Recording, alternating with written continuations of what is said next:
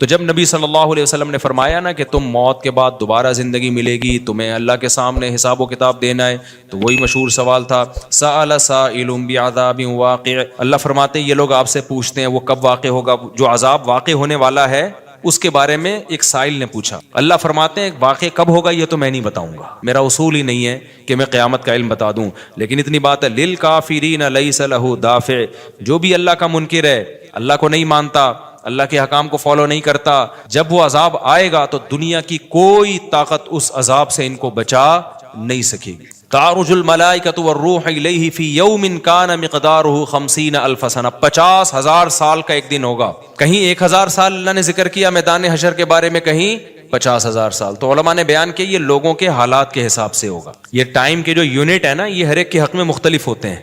دیکھو جب ہم پیدا ہوئے تو ہم کائنات کو بننے کے اربوں سال کے بعد پیدا ہوئے ہوں گے نا، تو کیا ہمیں انتظار کرنا پڑا؟ بولو نا کیا ہو گیا؟ اگر ہمیں اللہ انتظار کرواتا ابھی تم عالم ارواح میں ہو 1 ارب سال کے بعد تمہارا نمبر آئے گا، تو میں تو بوریت سے مر چکا ہوتا. کیا خیال ہے بھائی؟ جہاں فلائٹ 1 گھنٹہ لیٹ ہو جائے انتظار میں آدمی ٹینشن میں چلا جاتا ہے، لیکن ہم تو جب آئے تو ہمیں تو لگا کہ کائنات کی ابتدا آج سے ہو رہی ہے جب ہم نے ہوش سنبھالا، کیونکہ ہمارے وہ یونٹ جو تھے نا، جو وقت کی اکائیاں ہیں، وہ ہمارے حق میں اسٹارٹ ہی نہیں ہوئی تھیں. تو اسی طرح مرنے کے بعد جو مردے کے لیے جو ٹائم کے یونٹ ہے نا وہ چینج ہوتے ہیں، ورنہ جو مردہ بیچارہ 20,000 سال پہلے دفن ہوا ہے وہ تو قبر میں کوئی عذاب نہ بھی ہو رہا، وہ تو پڑے پڑے ہی بور ہو گیا ہوگا کہ اللہ قیامت لے آ، میں تو ٹینشن میں آ گیا ہوں، 20,000 سال ہو گئے مجھے. تو اس کو تو ایسا نہیں لگے گا کہ 20,000 سال ہو گئے. وہ جب دوبارہ اس کو اللہ تعالیٰ اٹھائیں گے تو نیک لوگوں کو تو لگے گا ابھی ہم سوئے تھے اور ابھی ہمیں کسی نے آ کے اٹھا دیے. جیسے گہری نیند میں جب انسان سوتا ہے کئی گھنٹے بعض دفعہ سوتا ہے، کوئی آ کے اٹھائے تو اس کو لگے گا یار ابھی تو میں سویا تھا،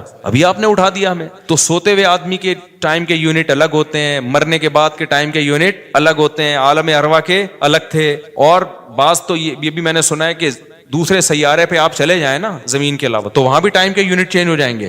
تو اسی طرح آخرت کے ٹائم کے یونٹ بالکل الگ ہے. ایک دن 50,000 سال کی، دنیا کا جو 50,000 سال ہے نا وہ وہاں کا ایک دن ہوگا.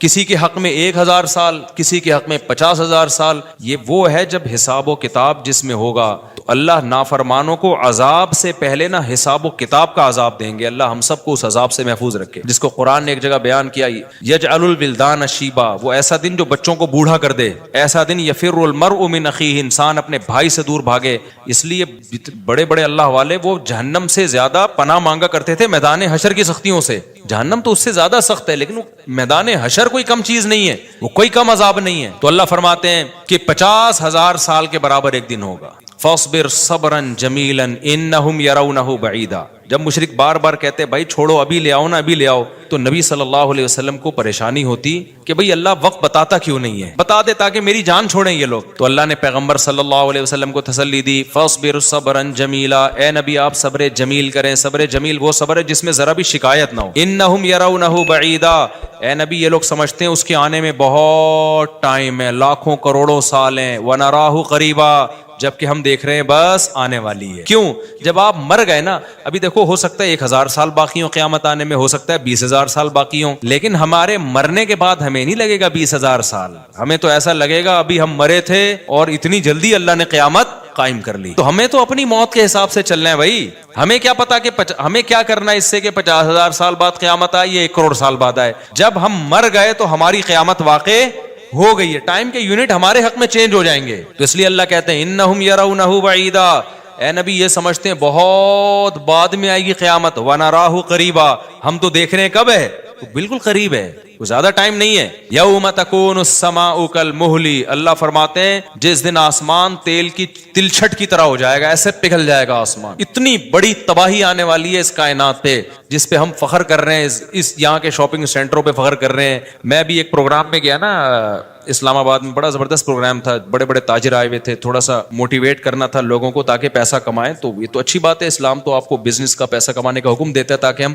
بھکاری پن سے نکلیں. بھکاری پن کو تو پسند نہیں کیا گیا نا، ایک شخص بھیک مانگتا ہے نبی نے اس کو پسند نہیں کیا، تو پوری قوم پورا کنٹری بھکاری بن کے IMF کے سامنے کشکول لے کے کھڑا ہوا ہو تو ہمارے نبی اس کو پسند کریں گے کہ کوئی مسلمان قوم ہو اور قومی سطح پہ بھکاری بن چکی ہو. تو یہ علماء کی ذمہ داری ہے لوگوں کو پیسہ کمانے کی ترغیب دیں، بزنس کی طرف لے کر آئیں، یہ مذہبی ذمہ داری ہے.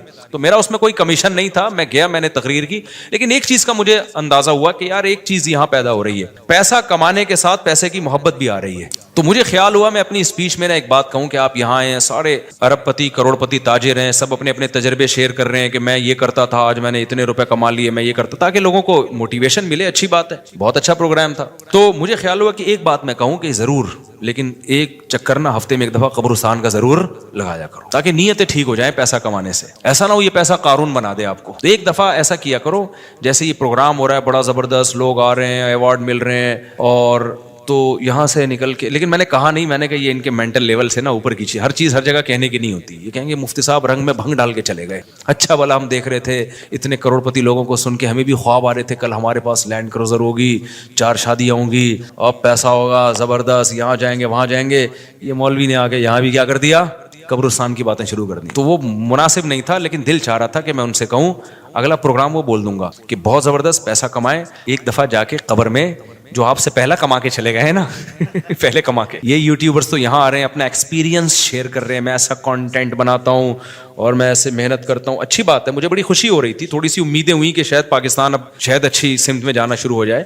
تو مجھے ان پہ وہ کوئی نہیں, وہ تو بہت اچھا کر رہے تھے, بلکہ یہ تو ایک ظرف کے بڑے ہونے کی بات ہے کہ آپ بتائیں کہ میں نے پیسہ ایسا کمایا, ورنہ لوگ بتاتے کہاں ہیں. مجھے ان یوٹیوبرز میں خوشی ہو رہی تھی, وہ بتا رہے تھے ہم نے یہ کانٹینٹ بنایا, ہم نے ایسے چینل بنایا, اتنے پیسے کمائے. تو اچھی بات ہے, شیئر کرو یار, تاکہ لوگوں کی غربت ختم ہو, وہ بھی کریں یہ کام. لیکن ساتھ ساتھ ایک بات, یہ پیسہ آپ کو سلیمان علیہ السلام جیسا بھی بنا سکتا ہے, اور قارون اور فرعون جیسا, ابو بکر عثمان جیسا بھی بنا سکتا ہے, اور ابو جہل جیسا بھی بنا سکتا ہے. کیا خیال ہے, یہ سارے پیسے والے لوگ تھے نا. تو آپ پیسہ کما کے سلیمان علیہ السلام جیسے شکر گزار بن جاؤ, عثمان ابن عفان جیسے غنی بن جاؤ, عبد الرحمن بن عوف جیسے بن جاؤ.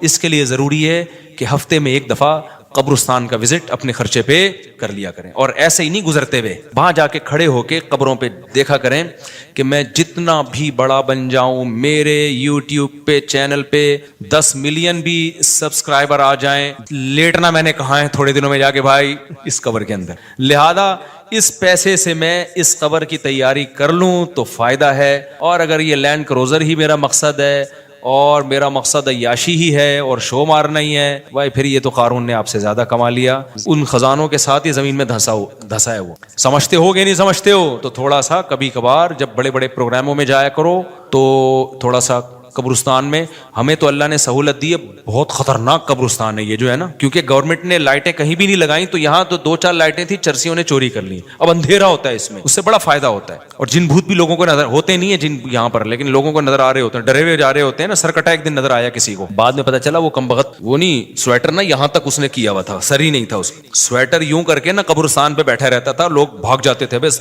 سرکٹا آیا ہوا یہاں پہ, ٹھیک ہے نا. تو آپ یہ جو ہمیں اللہ نے بڑی سہولت دی ہے, کبھی کبھار ایسا کیا کرو, یہاں چلے جاؤ. رات کے وقت جاؤ گے تو جیسے آپ نے انرجی اپنی خرچ کرنی ہے نا, تو کہتے ہیں ڈاکٹر 1 گھنٹے کی واکنگ سے 15 منٹ کی جاگنگ بہتر ہے. 15 منٹ کی جاگنگ میں اتنی انرجی لگ جائے گی جو 1 گھنٹے کی واکنگ میں نہیں ہوگی. تو دن میں قبرستان 100 دفعہ جانے سے بہتر ہے رات میں 2:30 بجے 1 دفعہ چلے جاؤ. بس رات میں 2:30 بجے 1 دفعہ چلے جاؤ, اور وہاں جا کے بیٹھو, بیٹا آنا کہاں ہے, یہی آنا. اور یہ جو لیٹے ہوئے ہیں نا, یہ سارے غریب نہیں تھے, ٹھیک ہے نا. ان میں بہت سارے کروڑ پتی تھے, ارب پتی تھے, 4 شادیوں والے بھی تھے, 1 والی بھی تھے, اور بچوں والے بھی تھے, بغیر بچوں والے بھی تھے, جوان بھی تھے, بڈھے بھی تھے, 30 سال کے بھی تھے, 15 سال کے بھی تھے, 6 مہینے کے بچے بھی تھے. کیا نظر آ رہے ہوں گے, خبریں جا کے دیکھو. کل ہوس اس طرح سے ترغیب دیتی تھی مجھے, وہ ایک شاعر نے بڑا شعر کہا ہے کہ مجھے ہوس جو ہے نا وہ ترغیب دیتی تھی. ہوس نہیں ہوتی پیسوں کی دولت کی کہ یہ سکندر ہے, ہاں وہ کہ جو ہے نا, مجھے پورا شعر یاد نہیں, 20 سال ہو گئے سنے ہوئے اس کو.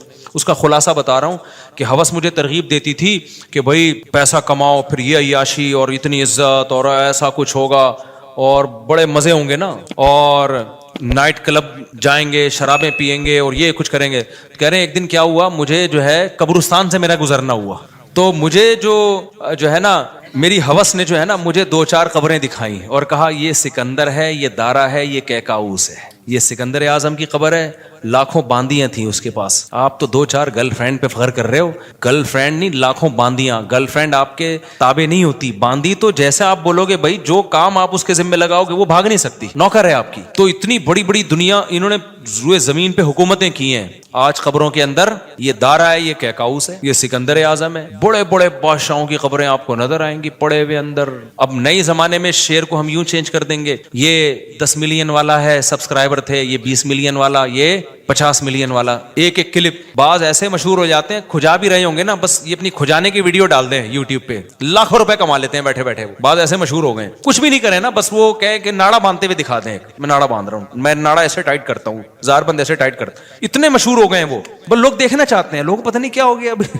اللہ یار, وقار زکا نے کل ایک بڑی اچھی ویڈیو وائرل کی ہے یوٹیوبرز کے بارے میں, کہ اب میں وہ یوٹیوبرز کی وہ ویڈیو پہ جو اس نے کمنٹس کیا وہ تو نہیں بتاؤں گا, کیونکہ اس پھر وہ اس کا نام لینا کسی کا ٹھیک نہیں ہے. اس نے کہا یار یہ عجیب ولاگر عجیب ٹائپ کے آ رہے ہیں, کچھ بھی کر لو, کچھ بھی کر لو, ملینز ایک ایک دن میں 1 ملین ان کے ویوز ہو جاتے ہیں. تو انہوں نے کہا یہ ان ولاگرز کا قصور نہیں, یہ قوم کا قصور ہے. اس نے بڑی اچھی بات کی. اس نے کہا یہ قوم کدھر کو جا رہی ہے بھائی, واش روم میں بیٹھا ہوا بندہ دکھا رہا ہے, دیکھیں آدھا اوپر والا دکھا رہا ہے. میں کہتا ہوں اگر وہ نیچے والا پورشن دکھا دے نا, یوٹیوب چینل بند کر دے گا, بولے گا بھائی اتنے سبسکرائبر اتنا کراؤڈ ہم برداشت نہیں کر سکتے, ڈی مانیٹائز کر دے گا یار. کہے گا بھائی یہ ہمارے بس میں اب تو لوگوں کی نیچر دیکھو یار, کچھ بھی جو مشہور ہو جاتے ہیں ایک دفعہ مشہور ہو گئے نا, بس اب کچھ بھی کریں گے. گالی دے رہے ہیں, وہ ویڈیو آ گئی, کھجا رہے ہیں, لوگ دیکھ رہے ہیں کیسے کھجاتے ہیں یہ, تو لوگ عجیب ہیں. بہرحال جو ہو رہا ہے میں تو مارکیٹ میں وہی بتاؤں گا نا آپ کو. تو اب جو سوشل میڈیا سے وابستہ لوگ ہیں جن کے ٹک ٹاک پہ چینل, یوٹیوب پہ چینل, ان کے یہاں کامیابی کیا ہے, 4 ملین ہو گئے, 10 ملین ہو گئے, 50 ملین ہو گئے. تو ایک ویڈیو اتنی محنت سے بناتا ہے, 4 آدمی تجھے ملتے نہیں ہیں, اور میں کھجاتا بھی ہوں نا سر کو, تو اتنے ویوز آ جاتے ہیں. تو کل یہ شعر چینج ہوگا. یہ سکندر ہے, یہ دارہ قبروں میں نا, تو کہیں گے یہ 10 ملین والا ہے, یہ 20 ملین والا. یہ ناڑا باندھتے ہوئے ایک دفعہ ویڈیو ڈالی تھی اس نے, اور 20 ملین ایسے ہو گئے تھے. تو یہ سب آئے گا مارکیٹ میں. تو اس لیے میرا دل چاہتا ہے کہ میں ان لوگوں سے, میرا اس پروگرام میں دل چاہ رہا تھا ایک دفعہ بولوں کہ آپ تمام حضرات سے گزارش ہے, بہت اچھا پروگرام ہے, اور اللہ کرے اور پیسہ آئے اور یہ لوگ اپنے تجربوں کو شیئر کریں, لیکن کائنڈلی تھوڑا سا قبرستان بھی, ہمارے نبی نے پیسہ کمانے کی ترغیب دی ہے, ساتھ ساتھ قبرستان جانے کی بھی ترغیب دی ہے. صحیح بخاری کی حدیث ہے, کنت نہیتکم عن زیارت القبور فزوروها فانها تذکر الاخرہ. نبی نے فرمایا میں نے تمہیں قبرستان جانے سے منع کیا تھا کیونکہ بدعتیں ہو رہی تھیں, شرک پھیل رہا تھا, لیکن اب توحید قائم ہو گئی ہے, شرک کا خطرہ ختم ہو گیا. فرمایا فزوروها, قبرستان جایا کرو, کیونکہ اس سے آخرت یاد رہتی ہے انسان کو, اپنی اوقات میں رہتا ہے, اپنی اوقات سے باہر نکلنے کی کوشش نہیں کرتا. تو اللہ میاں بھی فرما رہے ہیں تم اس کو بہت دور سمجھ رہے ہو, ہم سمجھ رہے ہیں بہت قریب ہے. اور یہ جتنی رنگینیاں اس کائنات کی نظر آ رہی ہیں نا, یہ سب ٹوٹ پھوٹ کے مٹی ہونے والی ہیں, برابر ہونے والی ہیں. تو یوم تکون السماء کالمہل وتکون الجبال کالعہن. اتنے بڑے بڑے پہاڑ اللہ کہتے ہیں روئی کی گالوں کی طرح اڑیں گے. آپ سبسکرائبر کو لے کے بیٹھے ہوئے ہو, یہ بڑے بڑے پہاڑ جو ہل نہیں سکتے نا, یہ روئی کی گالوں کی طرح اڑ رہے ہوں. وتکون الجبال کالعہن ولا يسأل حمیم حمیما. جگری دوست بھی کسی دوست کو نہیں پوچھے گا. تو اگلے ہفتے انشاءاللہ یہاں سے میں آگے سے شروع کروں گا تاکہ یہ صورت ہماری ختم بھی ہو. اللہ تعالی ہمیں موت سے پہلے نا تیاری کی توفیق عطا فرما دے. دنیا کماؤ ضرور بھائی, اتنا فری نہ کراؤ جتنا ہم دنیا کو فری کرا رہے ہیں, اتنا کراؤ جتنا یہاں پر رہنا ہے. اللہ تعالیٰ سمجھنے کی عمل کی توفیق عطا فرمائے. سنتوں کے بعد انشاءاللہ نماز کے بعد نا تھوڑی دیر سوال جواب کا سلسلہ ہوگا, جو بیٹھنا چاہیں بیٹھ سکتے. میری عمر 30 سال ہے, 1 سال پہلے میں نے عمرہ بھی کیا. میں اپنی پوری زندگی میں نماز قرآن کے قریب نہیں ہوا, لیکن گزشتہ 5 ماہ سے میں نے کوئی نماز نہیں چھوڑی. ماشاءاللہ ماشاءاللہ. کیا مجھے لازمی اپنی پچھلی فرض نمازیں ادا کرنی ہوں گی؟ ارسلان صاحب جی ادا کرنی ہوں گی, لیکن ایسا نہ ہو کہ پچھلی کے چکر میں اب اگلی بھی چھوڑنا شروع کر دیں, زیادہ ٹینشن لے لیں. فی الحال آپ اپنے آپ کو اس کا عادی بنا دیں, لیکن 6 مہینے سے تو عادت پڑ گئی ہے آپ کی, 5 ماہ سے ماشاءاللہ نماز نہیں چھوٹی, تو زیادہ ٹینشن نہ لیں اس کی. لیکن یہ کہ شرعی مسئلہ تو چینج نہیں ہو سکتا, تو اس میں فجر کے ساتھ 2 رکعت فرض فجر کے پڑھ لیے, ظہر کے ساتھ 4 پڑھ لیے, عصر کے ساتھ 4 اور پڑھ لیے, مغرب کے ساتھ پچھلی مغرب کے, عشاء کے ساتھ. اور ہمارے نزدیک وطر بھی چونکہ واجب ہیں, نبی صلی اللہ علیہ وسلم کی اس بارے میں صحیح حدیث موجود ہیں, تو وطر کی بھی قضا کرنی چاہیے. تو ایک دن میں کم سے کم 1 دن کی نمازیں پڑھ لیں آپ, تو اللہ نے چاہا تو انشاءاللہ یہ پوری ہو جائیں گی. مفتی صاحب کراچی کا اجتماع 25 جنوری کو ہے, اور یہ بات پکی ہے, جمعرات مدنی مسجد میں بھی اعلان ہو چکا ہے. آپ اجتماع میں ضرور آئیں انشاءاللہ. صلو علی الحبیب. میرے بھائی چپل مدرسے میں 3 مہینے, کیا لکھا ہے یار, جیل مدرسہ میں, یہ کدھر ہے جیل مدرسہ؟ جیل مدرسہ میں 3 مہینے جیل کو چپل لکھا ہوا ہے, مہینے رہ کر آیا, آپ سے دعا کی درخواست ہے, دل سے دعا ہے جی. موجودہ حالات میں پتہ نہیں کس چیز کی دعا منگوا رہے ہیں, مجھے سمجھ میں نہیں آ رہا. بہرحال جو بھی ہے, موجودہ حالات میں اگر کوئی شخص حقوق اللہ اور حقوق العباد پورا کرتا ہو مگر اشاعت دین اور بقائے دین کی کسی بھی صورت کا حصہ نہیں بنتا, تو کیا وہ گنہگار ہوگا؟ جی گنہگار ہوگا, کیونکہ نہی عن المنکر فرض ہے. تو ہر شخص پر اپنی استطاعت کے بقدر نہی عن المنکر فرض ہے. مجھے 3-4 دن پہلے کسی نے ایک ڈرامے کا کلپ دکھایا. لوگ کہتے ہیں مفتی صاحب ڈرامے دیکھتے ہیں, میں ڈرامہ نہیں دیکھتا الحمدللہ, مجھے شوق ہی نہیں ہے ڈرامہ دیکھنے کا. تو لیکن کلپ دکھایا, مجھے خیال ہوا کہ میں اس پر بات ضرور کروں گا کہ کس طرح سے ڈراموں فلموں میں آپ کے گھر کے ماحول کو خراب کیا جا رہا ہے, عورت کو مرد کا باغی بنایا جا رہا ہے, بہو کو ساس کا باغی بنایا جا رہا ہے آزادی کے نام پہ. تو میں یہ بات اس لیے ریکارڈ کروا رہا ہوں, ان لڑکیوں سے کہتا ہوں خدا کی قسم یہ ڈرامے فلمیں تمہیں آزادی نہیں دلا رہے, تمہیں برباد کر رہے ہیں. یہ وہ ڈرامے کا کلپ یہ دکھایا, اب پوری بات تو مجھے معلوم نہیں. شوہر اپنی بیوی سے کہتا ہے کہ میری ماں سے معافی مانگ لو. کوئی اچھا کام کرے گا اگر یہ کلپ میرے اس کلپ کے ساتھ جوڑ کے چلا دے, اس ڈرامے کا کلپ بھی چلا دے اور یہ میرا کلپ بھی, پھر صحیح بات بنے گی. اگر کوئی کلپ چلا سکتا ہے نا چلا دے. شوہر بیوی سے کیا کہہ رہا ہے اپنی, کہ میری ماں سے معافی مانگو. بہو کہتی ہے کہ میں ساس سے معافی نہیں مانگوں گی, میری غلطی نہیں ہے. شوہر کھینچ کے ایک تھپڑ لگاتا ہے اپنی بیوی کو, سمجھ رہے ہو شوہر کیا لگاتا ہے, کھینچ کے ایک تھپڑ. پھر اس کو خیال ہوتا ہے کہ شاید زیادہ لگا دیا میں نے, تو تھوڑا سا محبت سے بیوی کے کندھوں پہ ہاتھ رکھتا ہے, تو بیوی بھی اٹھا کے شوہر کو ایک لگاتی ہے زور سے تھپڑ. میں نے کہا اس پہ کمنٹس پڑھو کہ کمنٹس میں کیا ہے. کمنٹ سے لوگوں کی عکاسی ہوتی ہے. 99% پازیٹیو کمنٹس تھے کہ بیوی نے بالکل ٹھیک کیا ہے. بیوی نے کیا کیا ہے بولو, ٹھیک کیا ہے.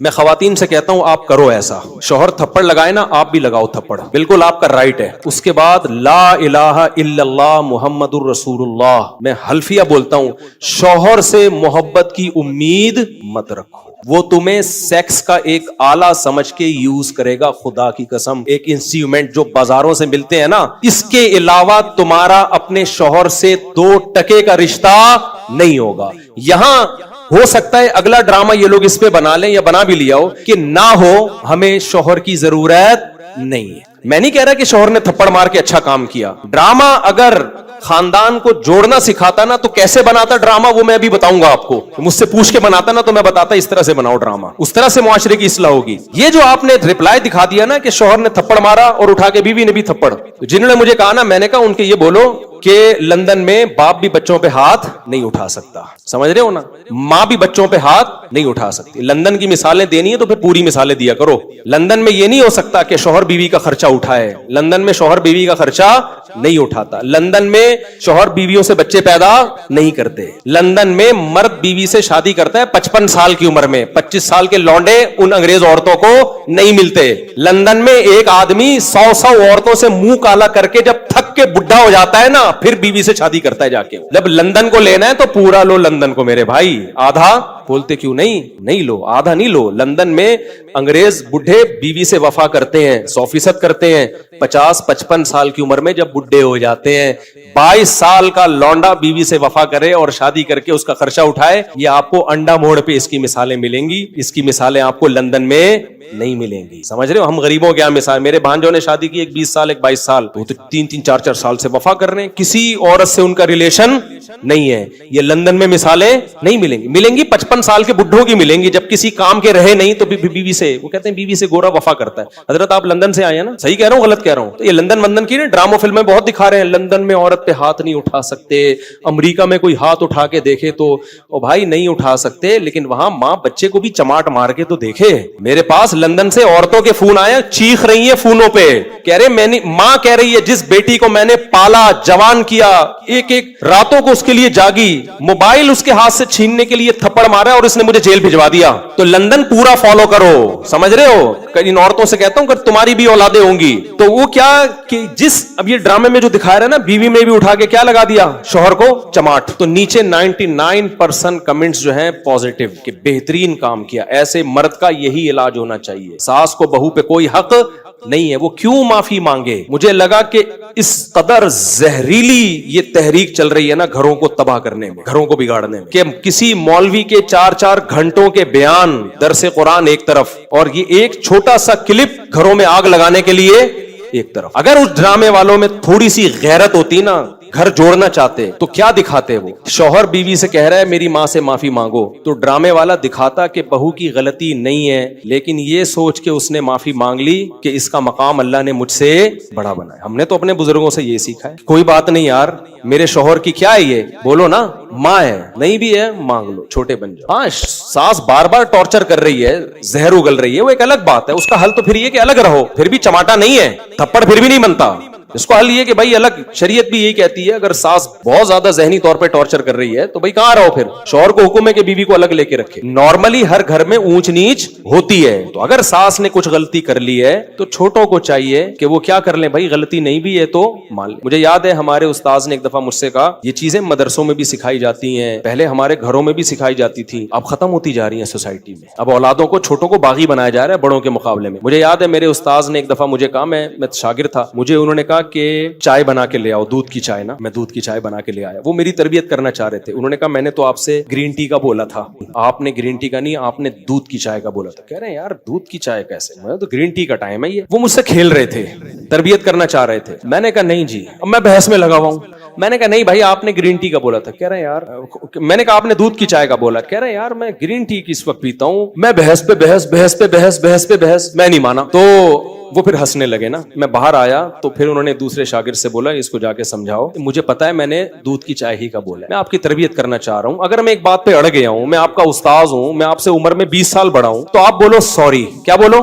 سوری. چلے مجھ سے سننے میں غلطی ہوئی ہوگی, میں گرین ٹی بنا کے لے آتا ہوں. کیا خیال ہے کتنا ٹائم لگے گا اس میں یار؟ اس غلطی پہ کوئی آپ کو پھانسی کے پھندے پہ تھوڑی لٹکا رہے ہیں, یا کوئی آپ کے خلاف فتوا تھوڑی لکھ کے دے رہے ہیں کہ اس کمبخت کو میں نے گرین ٹی کا بولا اور یہ دودھ کی چائے بنا کے لے آیا, لہذا یہ دائرہ اسلام سے خارج ہے, اس کو مدرسے سے نکالو, اس کو تھپڑ مارو, اس کو الٹا لٹکا کے چترول لگاؤ, اس بدتمیز ہے. بھائی کچھ بھی نہیں ہو رہا نا. ایک بحث کرنے کے بجائے بحث ختم کرنے کا طریقہ یہ ہے کہ آپ بول دو سوری, مجھ سے سننے میں کیا ہوئی ہوگی, غلطی ہوئی, ختم, قصہ ختم. بھائی آپ چھوٹے بن جاؤ اور بڑے کو کیا بنا لو بڑا. مجھے اس سے اتنی عبرت ہوئی نا, میں نے کہا یار میری غلطی ہے. یہ وہ ڈرامہ تھا جو سوسائٹی میں اصلاح پیدا کرنے کے لیے تھا. یہ بھی ڈرامہ ہی رچایا ہے نا انہوں نے. اس کا اثر کیا ہوا, ایک دفعہ میرے ٹیچر سے غلطی ہوئی تو ہمارے حضرت نے انکوائری کرنا شروع کر دی کہ غلطی کس کی ہے, شاگرد کی غلطی ہے یا ٹیچر کی. اللہ کی قسم میں نے وہ اپنے اوپر ڈال دی, کیونکہ میرے ذہن میں یہ واقعہ تھا کہ بڑے کی غلطی کس پہ ڈال دو. ایسا نہیں کہ کوئی بہت ہی کوئی فحش کام کیا اور آپ بولو میں نے کیا, ایسا نہیں ہو کہ اس نے چوری کی ہے اور آپ بولو آپ اپنا ہاتھ کٹوا کے بیٹھے. چھوٹی موٹی چیزیں جو اونچ نیچ ہوتی رہتی ہیں, وہ مسٹیک ان کی تھی. اب مجھے پتا تھا کہ اگر میں نے ان پہ ڈال دی تو بہت سخت ناراض ہوں گے, تو میں اپنے اوپر ڈال دوں. ہم چھوٹے ہیں بھائی, بچوں سے ایسی غلطیاں ہو جاتی ہیں.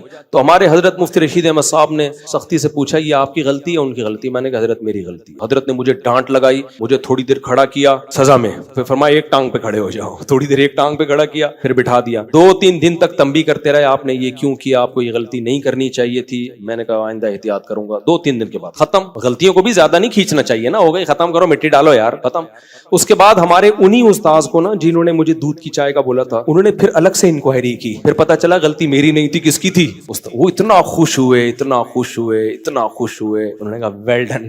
ٹھیک ہے. تو سوسائٹی کی جب اصلاح کرنا چاہتے ہو تو چھوٹے کو سمجھایا جاتا ہے یار بڑا بڑا کس بات کا ہے. وہ چھوٹی موٹی اونچ نیچ گھر میں ساسوں سے ہو جاتی ہے, کیا کرو, اگنور کرو. تو ڈرامے نے اگر اصلاح کرنی ہوتی نا, تو ساس اگر غلطی کرتی تو بہو کو یہ سمجھایا جاتا, یہ دکھایا جاتا کہ دیکھو غلطی ساس کی تھی مگر بہو نے کیا کر دیا, اپنے اوپر ڈال. ٹھیک ہے, میں ہر ساس کی بات نہیں کر رہا, بعض ہیں تو بہت ٹارچر, ہمیں بھی اس سوسائٹی میں پلے بڑے ہیں, ہمیں پتا ہے گھروں میں کیا ہوتا ہے. تو اگر زیادہ مسئلہ ہو رہا ہے تو پھر الگ رکھو, پھر بیوی کو ماں کے ساتھ رکھنا جائز نہیں ہے. اگر وہ بعض ساسیں پاگل کر دیتی ہیں بہوؤں کو, تانے دے دے کے ایسا مارتی ہیں نا, ایسے یعنی تانوں سے مارتی ہیں, ہاتھ سے نہیں مارتی. ہاتھ سے مارے نا تو نظر آ رہا ہوتا ہے. تانے, عورتوں کے تانے ایسے ہوتے ہیں کہ تمہاری سوچ جہاں ختم ہوتی ہے نا وہاں سے ان کے تانے شروع ہوتے ہیں. وہ میں اور آپ سوچ بھی نہیں سکتے. بہویں بھی دے رہی ہوتی ہیں, ساسیں بھی, نندے بھی, ان کی لڑائیاں ایسی ہوتی ہیں تم چنگیز خان کی لڑائیوں کو بھول جاؤ. تو اس لیے اگر ایسا کہیں ہو رہا ہے نا تو پھر الگ رکھو, الگ. اچھا, دوسرا کام یہ ہوتا, وہ ڈرامے میں یہ دکھایا جاتا کہ دیکھو پہلی بات یہ, پھر یہ دکھایا جاتا تو کتنا اچھا ہوتا کہ بھئی غلطی کون مان لے, بہو. اور اگر ایسا نہیں ہے کہ بہو غلطی نہیں مان رہی تو پھر یہ دکھایا جاتا کہ شوہر سمجھا رہا ہے, تھپڑ نہیں مار. اس کو سمجھایا جاتا کہ اتنی سی بات پہ تھپڑ نہیں بنتا ہے, تو یہ جوڑ پیدا کرنے کا ذریعہ ہوتا. تیسرے اسٹیپ میں اگر شوہر نے تھپڑ مار بھی دیا, غلط کیا, تو ایسے موقع پہ ڈرامے میں اگر سوسائٹی کی اصلاح کرنا چاہتا نا تو ہرگز یہ نہیں دکھاتا کہ آگے سے رپلائی عورت نے کیا. وہ یہ دکھاتا کہ خاندان کے بڑے شوہر کو لے کے بیٹھے ہیں, بیٹا اتنی بات پہ تھپڑ بنتا نہیں ہے, اس سے اصلاح نہیں ہوگی. تمہاری بیوی کے دل میں تمہاری ماں کی محبت پیدا ہونے کے بجائے اور نفرت پیدا ہوگی, کیونکہ عورت یہ کہے گی میرا شوہر جو مجھ سے نفرت کر رہا ہے, مجھے مار رہا ہے, وہ میری ساس کی وجہ سے. تو اس سے ساس بہو کے تعلقات اچھے نہیں ہوں گے, اس سے ساس بہو کے تعلقات کیا ہو جائیں گے, خراب. تو یہ دکھاتے کہ اس طرح سمجھایا جا رہا ہے. کوئی انسان کا بچہ ہوگا تو کھوپڑی میں اس کے आ जाएगा। और अगर फिर भी उसने थप्पड़ लगा दिया, इस तरह औरत को, शौहर को समझाया जाता, और औरत को क्या समझाया जाता कि औरत मर्द पे कभी भी हाथ नहीं उठाती। उसने किया, गलत किया, हम खानदान के बड़े उसको समझाएंगे, बिठाएंगे कि ऐसा दोबारा मत करना। बेटा तुम्हारा हक नहीं बनता कि तुम शौहर पे हाथ उठाओ, वो सरबरा है। कभी देखा कि किसी ने सरबरा पे हाथ उठाया हो? उसकी क्या हैसियत रहेगी 2 टके की? सिवाय तलाकों के कुछ भी हासिल नहीं होगा। और जब तलाक हो गई ये औरत जाएगी ना, तो आप क्या समझते हो, उसको कोई बहुत अच्छा आदमी मिल जाएगा जो आइंदा कभी हाथ नहीं उठाएगा इसके ऊपर? ये तो पसंद की शादी थी जिसमें ये हो गया। तो जब सवाब की नीयत से शादी होगी, खाली सिर्फ तलाक याफ्ता से कर रहा है, सिर्फ सवाब की नीयत से, उसका क्या हाल होगा? सिवाय घरों को तोड़ने के, बर्बाद करने के कुछ भी हासिल नहीं हो रहा। मर्द कभी भी बर्दाश्त नहीं करता कि औरत उसके ऊपर हाथ उठाए, उससे उसके दिल में 2 टके की हैसियत नहीं रहती। वो फिर जान छुड़ाएगा, बोलेगा एक इंस्ट्रूमेंट के तौर पे इस्तेमाल करो, जिम्मेदारियां ना उठाओ इसकी। और हो रहा है, इसका नुकसान एंड में औरत ही को होना है। तभी जो खानदानी लोग जो बेटियों का घर बसाते हैं ना, वो अपनी बेटियों को हमेशा समझाते हैं, बेटा शौहर की ऊंच नीच को तुमने घर बसाने के लिए बर्दाश्त करना है। अपना बता रहे होते हैं कि हमने बर्दाश्त किया तो आज हम लाइफ को एंजॉय कर रहे हैं। ये बातें जो मैं आपसे कर रहा हूं ना, सिर्फ जबानी नहीं कर रहा, अपने बच्चों के लिए भी हमने यही लॉ बनाया हुआ है। हम भी बेटियों वाले हैं, दामादों वाले हैं, हमने भी यही लॉ बनाया हुआ है कि थोड़ी ऊंच नीच हो, कोई बात नहीं, आपने क्या करना है, आपकी जिंदगी अपने ससुराल से वाबस्ता है। शौहर कभी गुस्से में होता है, कभी नॉर्मल मूड में होता है, घर बसाने के लिए ऊंच नीच को बर्दाश्त करना पड़ता है। ये चीजें दादियां नानियां सिखाया करती थी, और आज मीडिया ने वो सारी सदियों की तहजीब की ऐसी की तैसी कर दी। ये चंद क्लिप छोटे छोटे चल रहे होते हैं,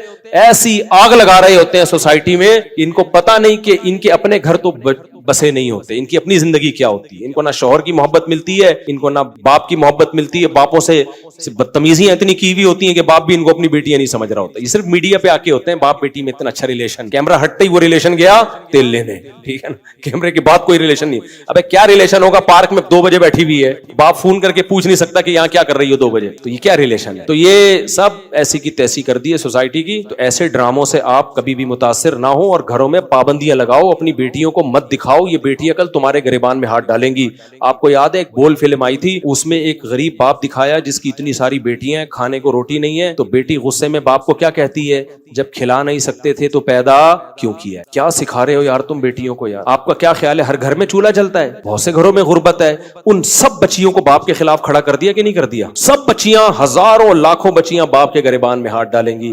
कमबख्त, जब खिला नहीं सकते थे तो पैदा क्यों किया है? खिला नहीं सकते थे, पैदा क्यों किया? क्या हर घर में रोटी होती है? सबसे पहले तो सैयदा फातिमा पे एतराज होता है, हमारे नबी के घर में 40 दिन चूल्हा नहीं जलता था। क्या हमारे नबी की बेटी ने नबी से ये कहा कि जब 40 दिन चूल्हा नहीं जलता, खिला नहीं सकते, तो ए अल्लाह के रसूल आपने नस्ल क्यों नहीं रोकी, आपने पैदा क्यों किया हमें? सबसे पहले एतराज तो वहां जाएगा।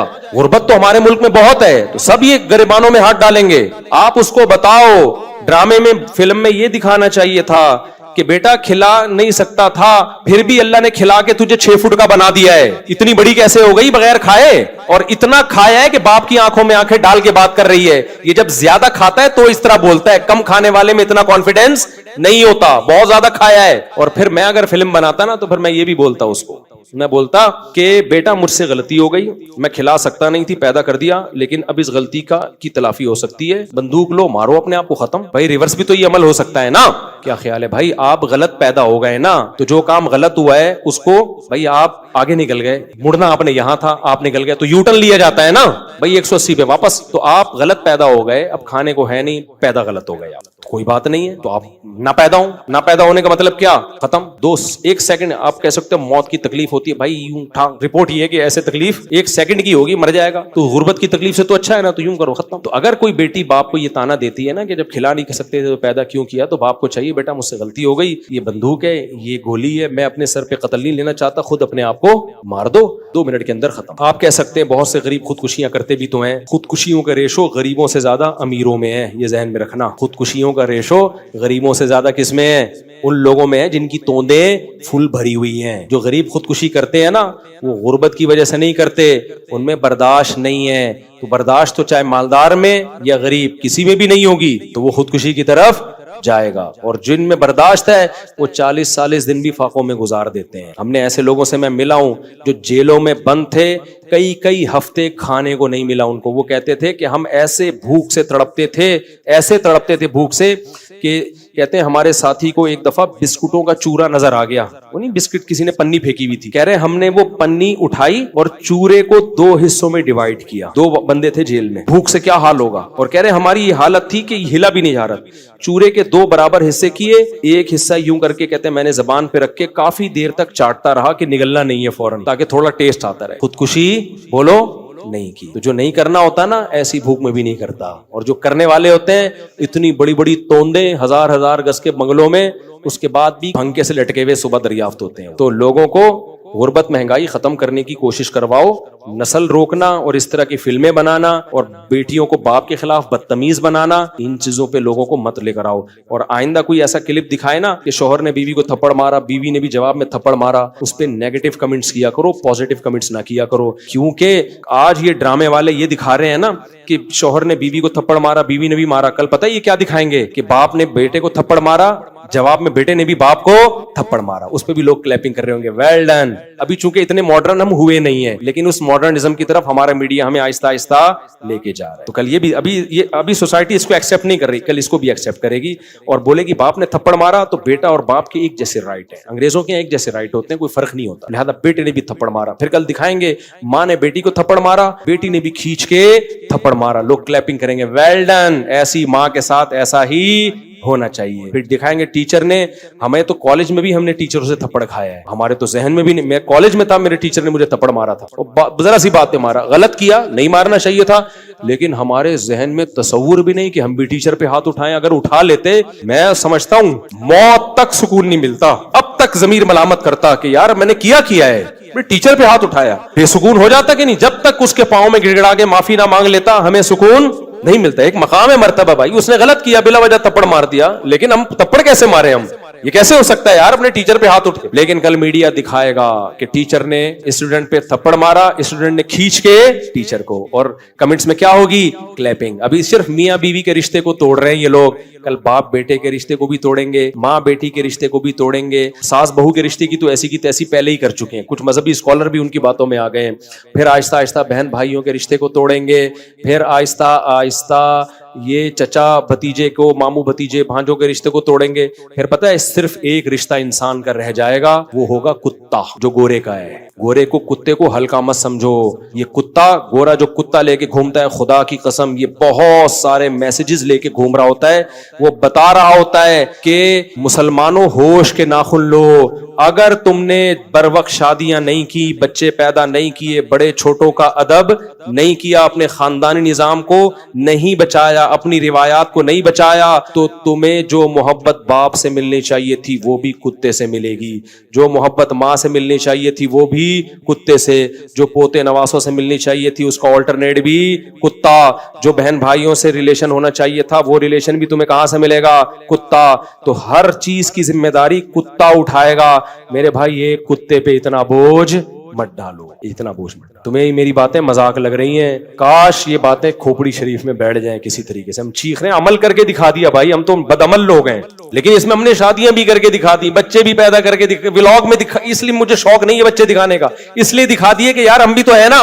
لوگ کہتے ہیں تمہارے پاس پیسہ ہے, ابے جب ہماری شادیاں تھیں ہمارے پاس پٹ پٹی بائک تھی پرانی سی, میں نے 6 مہینوں کی قسط پہ ایف ایکس خریدی تھی پچکی ہوئی, اس وقت میری 3 بیویاں تھیں, سمجھ رہے ہو, اور 10-11 بچے تو اس وقت بھی تھے. یہ تو بعد میں سستی کا شکار ہوا ہوں میں, اس وقت بھی ہم اسی طرح خوش تھے الحمدللہ.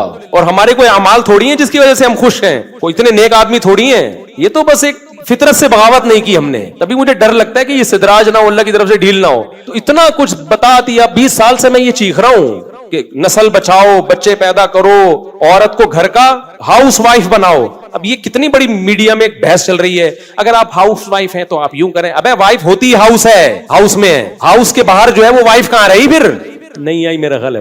وائف کا مطلب ہی ہاؤس وائف ہی ہے بھائی. جو ہاؤس میں نہیں ہے تو پھر ہاؤس نہیں, وہ ہوٹل ہے. رات کو میاں بیوی کی ملاقات ہوتی ہے, وہ ہوٹلوں میں بھی ہو جاتی ہے, ٹھیک ہے. نہیں آئے گی سمجھ میں, خدا کی قسم بہت مشکل ہے سمجھانا. ہاؤس وائف, یہ وائف کا جو لفظ ہے نا, اس میں ہاؤس گھسا ہوا ہے, یہ وائف سے الگ نہیں ہو سکتا. وہ پوری وائف ہے ہی نہیں جو ہاؤس وائف نہیں ہے بھائی, وہ آدھی وائف ہے آدھی کچھ اور ہے. وہ تو وائف کہاں ہوئی پھر وہ. تبھی دیکھو عربی میں بیوی کو اہل بیت کہا جاتا ہے. اہل بیت, اہل بیت کا مطلب پتہ ہے کیا ہے؟ بیت گھر کو کہتے ہیں, اہل والا, اہل المال مال والا, اہل کتا والا، اب یہ بھی آ گیا نا مارکیٹ میں. آپ لوگوں سے یوں ملا کرو، پوچھا کرو آپ کتے والے ہو یا بیوی بچے والے ہو. یعنی آپ کا کانسیپٹ کیا ہے کہ مال کما کے بڑھاپے میں کتا رکھنا چاہیے یا بچپن میں جلد شادی کر کے بالغ ہو کے جلد شادی کر کے بیوی بچے پالنے چاہیے، اس طرح سے پوتے نواسے پالنے چاہیے یا کتا. یہ اب ایک کانسیپٹ کو سوسائٹی میں لے کر آؤ. یہ دو کانسیپٹ چل رہے ہیں. ایک گورے کا کانسیپٹ، وہ کیا ہے؟ کتے والا. سارے گورے ایسے نہیں ہوتے. لوگ نیچے کمنٹس کر رہے ہوتے ہیں نہیں وہاں بھی بڑی بڑی فیملیاں. میں مجھے پتا ہے بڑی بڑی وہاں بھی فیملیاں ہیں، لیکن آہستہ آہستہ مارکیٹ سے کیا ہو رہی ہیں؟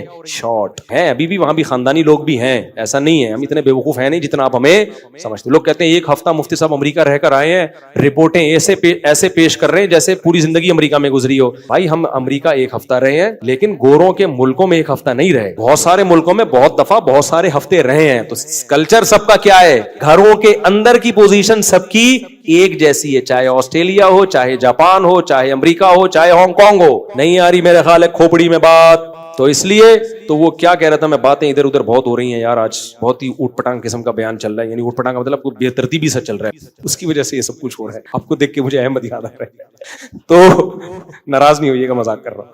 تو کیا کہہ رہا تھا میں ابھی، جو آخری بات چل رہی تھی وہ تو ہو گئے نا. کتے سے پہلے کیا بات چل رہی؟ ہاں اہل بیت کی بات کر رہا تھا نا، کہ وائف تو ہوتی ہی ہاؤس ہے بھائی. ہاؤس کا لفظ وائف کی ڈیفینیشن میں گھسا ہوا ہے. تو اب دیکھو عربی میں گھر والوں کو اہل بیت کہا جاتا ہے بیوی کو. تبھی قرآن کہتا ہے نا انما یرید اللہ لیطہرکم اہل البیت، اے اہل بیت اللہ چاہتا ہے تمہیں ہر برائی سے پاک کر دے. تو یہاں اہل بیت سے نبی کی بیویاں مراد ہیں. تو بیویوں کو اللہ نے کیا کہا؟ اہل بیت. اہل مانا والا، بیت مانا گھر. تو اہل بیت گھر والا یا گھر والی. تو عربی میں بیوی کو کہتے کیا ہیں؟ گھر والی. اس کا مطلب گھر والی اور بیوی ایک ہی چیز کے دو نام ہیں. سمجھ رہے ہو؟ اسی طرح اردو میں بھی گھر والی کہتے ہیں. یار میرے گھر والے منع کر رہے ہیں، کہتے ہیں نا گھر والے، تو مطلب وہ جو گھر میں رہتے ہیں وہ بیوی اور چھوٹے بچے رہتے ہیں گھر میں. بڑے بچے تو نکل جاتے ہیں، کوئی امریکہ کوئی جاپان کہاں چلے جاتے ہیں. تو اگر وہ گھر والی ہی نہیں ہے تو پھر اٹ مینز وہ بیوی ہونے کا اس میں عنصر ہے ہی نہیں. اس لیے بھائی گھریلو عورتوں سے نکاح کیا کرو میرے بھائی جان. سمجھتے ہو؟ مت متاثر ہو ان لبرل اور سیکولر لوگوں کے نعروں کے. یہ بزبان حال کہہ رہے ہوتے ہیں خود تو ڈوبے ہیں صنم تم کو بھی لے ڈوبیں گے. یہ نہ عورتوں کے حقوق کے علمبردار ہیں نہ مردوں کے حقوق کے علمبردار ہیں. ان کے پاس نہ عورت کے حقوق ہیں نہ آدمیوں کے حقوق. یہ سب کے حقوقوں کی ایسی کی تیسی کر دی.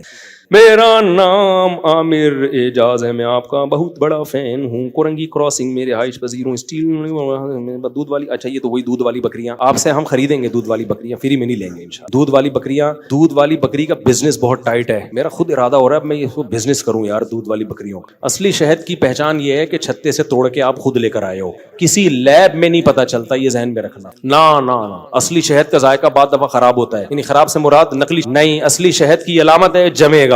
جو جم نہیں رہا اس کا مطلب گڑبڑ ہے، کیمیکل ڈالے ہوئے ہیں. کوئی بھی لیکوڈ چیز ہوگی وہ ٹھنڈ میں جمے گی. البتہ جو بیر کا شہد ہے وہ ذرا مشکل سے جمتا ہے، وہ جلدی نہیں جمتا. اور پلوسا درخت کا شہد ہے KPK میں، وہ گرمیوں میں بھی جم جاتا ہے. لوگ کہتے ہیں نقلی ہے، تو لہذا اس کو نہ جمانے کے لیے اس میں چیزیں ڈالی جاتی ہیں، پھر نہیں جمتا. لوگ کہتے ہیں اصلی ہے. تو ہم لوگ بہت بیوقوف لوگ ہیں ان کو. تبھی تو میرا شہد کا بزنس کا بیڑا غرق ہو گیا. میں اصلی شہد بیچتا تھا، چلا ہی نہیں. ایکسپورٹ کرنے لگا تھا میں.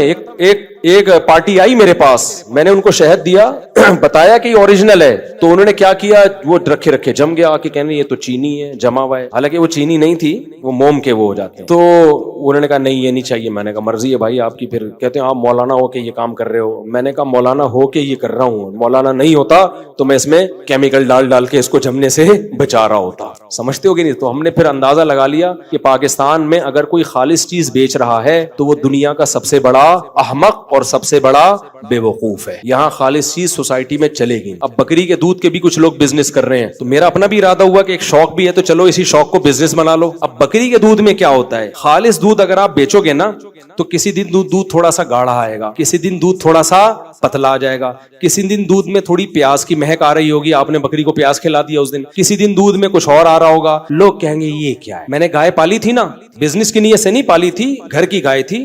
لیکن گھر میں اتنا دودھ تو میں استعمال نہیں کر سکتا تھا، 4-5 کلو گھر میں چلا جاتا. باقی ہم نے کہا چلو محلے والوں کو بیچ دو. بغیر پروفٹ کے بیچ رہا تھا میں، کوئی پروفٹ نہیں رکھے. اس میں شکایتیں آ رہی ہیں، حضرت آج کا دودھ تو بالکل سفید تھا، حضرت آج کا دودھ میں تو پیلا پن بہت آ رہا ہے، حضرت اس دن ہم نے دودھ کو بوائل کیا تو اتنی موٹی ملائی تھی، آج دودھ کو بوائل کیا تو ملائی ہے نہیں. بیٹھ کے وضاحتیں ہی دیتے رہو. بھائی گائے اپنی مرضی سے دودھ دیتی ہے، کمپنی کی مرضی سے دودھ नहीं दे। कभी गर्मी ज्यादा होगी, उसने कम खाया है, या कभी ऐसी घास खा ली उसमें फैट कम बना है तो कम मलाई होगी। कभी कुछ, कभी ऑर्गेनिक चीजें स्टेबल नहीं रहती, एक जैसी कभी भी नहीं रहती। यही उसके खालिस होने की अलामत है। कंपनियां क्या करती हैं, अब शहद की कंपनियां क्या करती हैं, आप उनका शहद पूरी दुनिया में कहीं से भी ले लो, एक ही जैसा टेस्ट होगा और एक ही फॉर्म में होगा। वो वजह क्या है, वो मैं नहीं कह रहा उनमें मिलावट करते हैं, वो मैं किसी पे इल्जाम नहीं लगा रहा, वो मशीनें चला के उनका पानी सक कर लेते हैं शहद में, ताकि उसमें जो सैलान है, बहाव है, वो कम हो जाए। तो कुछ ना कुछ करते हैं ताकि एक टेस्ट को मेंटेन रखा जा सके। ऑर्गेनिक चीजों का टेस्ट हमेशा एक जैसा बोलो नहीं होता। शहद जब भी उतारोगे नया जायका होगा, कभी पतला शहद निकलेगा, कभी गाढ़ा शहद निकलेगा, कभी थोड़ा व्हाइट कलर का होगा, कभी थोड़ा डार्क कलर का होगा। इस तरह से बिजनेस नहीं हो सकता। शहद में भी हमारे साथ यही हुआ, वो शहद लेके जा रहा है, ये थोड़ा डार्क कलर का आ रहा है, मुफ्ती साहब पिछले साल तो बड़ा लाइट चमकता हुआ कलर था, थोड़ा डार्क कलर है। बस वही ना, किस दरख्त पे है, किस मौसम में है, कौन से फूल उसने चूसे हुए हैं, मक्खी का मूड एक ऐसा था, ये सब चीजें डिपेंड करती हैं। गाय का मूड होता है तो दूध दबा कर देती है, मूड नहीं होता दूध की क्वालिटी गिरा देती है वो। अब गाय का मैं लतीफे सुनाऊंगा और गाय को बिठा के उसका मूड सही करने के लिए। तो मैंने लोगों से बोला, भाई ये हमारी गाय का दूध है, मेरा कोई बिजनेस नहीं है, ये आपने लेना है लो, वरना पतली गली से निकलो, मिलावट कोई नहीं हो रही है इसमें, आगे देख लो। लेकिन लोगों को नहीं समझ में आता भाई, खालिस चीज पब्लिक की खोपड़ी में। दूध को पहचानते हैं मोटी मलाई से, मोटी मलाई ये खालिस है। हालांकि जितनी ज्यादा बलाई होगी वो दूध सेहत के लिए उतना ही ज्यादा नुकसानदेह। इसका मतलब उसमें मिनरल्स नहीं है, उसमें फैट बहुत ज्यादा है। जब गाय को, भैंस को आप घास खिलाओगे ना, दूध की क्वालिटी अच्छी होगी, सेहत के लिहाज से मलाई कम हो जाएगी। जब आप उसको वो पता नहीं क्या कहते हैं, वनडे, उसको पता नहीं क्या क्या चॉकलेटें खिलाओगे ना। हमारा एक दोस्त है, वो दूध गाय पालता भी है और दूध बेचता भी है। वो गाय को केक खिलाता है, शाम को बेकरी का जितना सामान है वो लेके अपनी गाय को खिलाता है। कहते इससे दूध बहुत अच्छा आता है। केक खा के गाय अच्छा दूध दे सकती है, लेकिन होता क्या है, मीठा दूध निकलता है, फैट बहुत ज्यादा, लोग उसी से दूध खरीदते हैं। यार इसके दूध की क्वालिटी बड़ी शानदार है, गाढ़ा दूध है, इतनी मोटी मलाई, और ऐसा मीठा के चीनी डालने की जरूरत ही नहीं। और हमारी गाय घास खा के दूध दे रही थी। ये क्या है, मुफ्ती साहब बातें तो बड़ी अच्छी करते हैं, लेकिन मुफ्ती साहब की गाय दूध अच्छा नहीं दे, क्योंकि गाय की नेचुरल ग़िज़ा घास है मेरे भाई। केक और चॉकलेटें नहीं है। वो मीठा दूध दे देगी, मलाई भी होगी, तो वो खुद ही थोड़े दिनों में फूल के कुप्पा बने हुए होगे, घी का डब्बा बने हुए होगे, दूध की क्वालिटी थोड़ी रहेगी वो। तो इसलिए पाकिस्तान में हमारा तजर्बा ये है, मैंने भी बिजनेस किए हैं, ऐसा थोड़ी बहुत सारे बिजनेस करके बैठा हुआ हूं मैं। अंदाजा हो गया यहाँ सही चीज, यहाँ झूठ बोल के माल बेचना आसान है, सच बोल के माल बेचना मुश्किल। सच बोल के शादी करना यहाँ बहुत मुश्किल है। आप बोलो मेरी इतनी आमदन है और मेरी पहले से एक बीवी मौजूद है, दूसरी बीवी को मैं ये घर दूंगा, नहीं होगी कभी भी शादी। सच बोल के काम करोगे यहाँ कुछ भी नहीं होता। तो यहाँ सच की वैल्यू नहीं है, क्या करें, सोसाइटी इस तरह की। कुछ लोग हैं अक्लमंद अभी भी अल्हम्दुलिल्लाह। तो इसलिए मैं आपको तरगीब दे रहा हूं कि अगर कोई कारोबार करना है ना, इस वक्त बकरी के दूध का बिजनेस जो माहिरीन है वो कह रहे हैं बहुत टाइट चल रहा है, तो शायद चल जाए। लेकिन वो लोग भी कहते हैं कि कुछ ना कुछ उसको मेंटेन रखा। आप ना करो, आप बोलो यार थोड़ा प्रॉफिट होगा, लेकिन चीज क्या होगी, खालिस। अच्छा, जो ज्यादा बातें कर रहा होता है ना, खालिस खालिस, उसी से ज्यादा डर भी लगता है मुझे, क्योंकि जबान पे एतमाद ही खत्म हो गया लोगों की। अभी एक साहब ने, एक हकीम थे, 2 नंबर हकीम, अल्लाह उनकी मगफिरत फरमा दे तो ज्यादा अच्छा है। मगफिरत मुर्दों के लिए की जाती है ना दुआ, तो वैसे तो वो जिंदा हैं। उन्होंने हमारे किसी दोस्त को कोई नुस्खा दिया, वो सुस्त रहते थे ना,